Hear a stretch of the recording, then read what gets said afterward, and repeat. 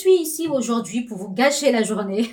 Plus sérieusement, maintenant que tous les épisodes de Pursuit of Jade sont disponibles sur Netflix, j'ai eu envie en fait de faire un retour final de mon expérience de visionnage de ce drama-là. Sincèrement, les gens, je galère pour terminer la série au fait.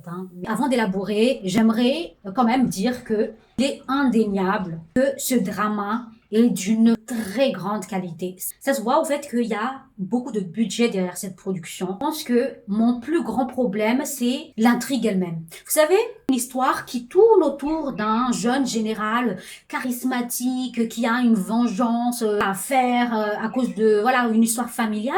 C'est franchement un classique pour les wuxia. Et je dois vous avouer que dans ce genre-là, Pursuit of Jade est le drama que j'ai le moins aimé. Pour moi, en fait, la romance des deux leads se développe mais d'une manière tellement lente que quand la grande révélation est finalement arrivée, mon enthousiasme pour leur histoire était tellement déjà essoufflé que ce qui m'a réellement fait décrocher, en fait, c'est le personnage de l'héroïne. À un moment, elle part à la guerre, arrive sur le champ de bataille et tue un général aguerri. Est-ce que c'est Xena la guerrière?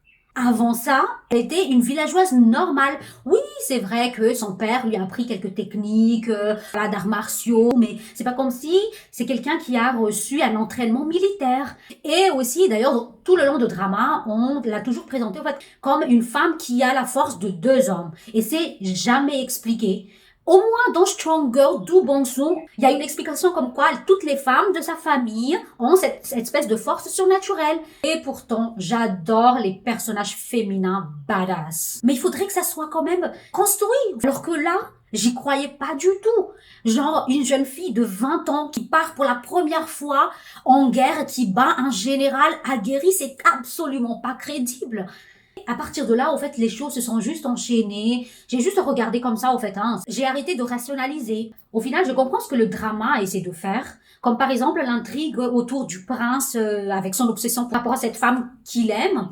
Je comprends que il voulait donner l'image du méchant, cruel, mais qui a un point faible, et qui est cette femme-là. Mais ça m'a plus frustrée qu'autre chose parce que le gars, il prépare un coup qui, s'il échoue, il va perdre sa tête et il a encore le temps et l'énergie pour aller kidnapper la femme genre qu'il aime. Et il est complètement choqué quand il découvre qu'elle ne l'aime pas. Mais monsieur, tu l'as kidnappée, tu as essayé de tuer son enfant. Mais laisse-la tranquille, concentre-toi sur ton coup d'état. Donc en gros, au fait, mon ressenti global par rapport au Pursuit of Jade, c'est plus la frustration. Je sais à quel point vous avez adoré ce travail, je sais que vous allez me détester, mais voilà, abonnez-vous sur cette chaîne YouTube si vous voulez avoir une recommandation de drama chaque semaine. Voilà.